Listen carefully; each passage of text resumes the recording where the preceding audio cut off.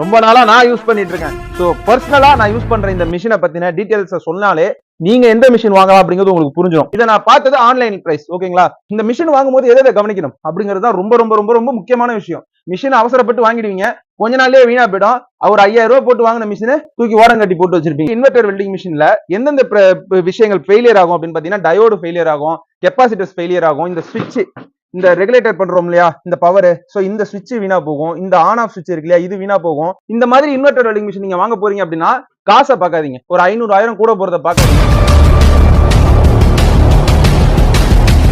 நண்பா, நான் புதுசா ஒரு வெல்டிங் கடை ஆரம்பிச்சிருக்கேன். அதுக்கு வந்து ஷெட் ஒர்க் எல்லாம் போடணும், கிரில் ஒர்க் எல்லாம் பண்ணணும். அதுக்கு ஒரு எலக்ட்ரானிக், அதாவது இன்வெர்டர் வெல்டிங் மிஷினை வந்து வாங்கணும். எந்த வெல்டிங் மிஷின் வாங்கலாம் அப்படின்னு கேட்டிருக்காரு. இது ரீசெண்டா வந்த கமெண்ட்டுங்க. சோ இந்த மாதிரி நிறைய நண்பர்கள் கேட்ட கொஸ்டினுக்கு இன்னைக்கு ஆன்சரா இருக்க போகுது. சோ நம்ம யூஸ் பண்ணக்கூடிய மிஷின் இதுதான், ஓகேங்களா? சோ இந்த மிஷினை வச்சு இன்னைக்கு ஃபுல் டீடைல்ஸ்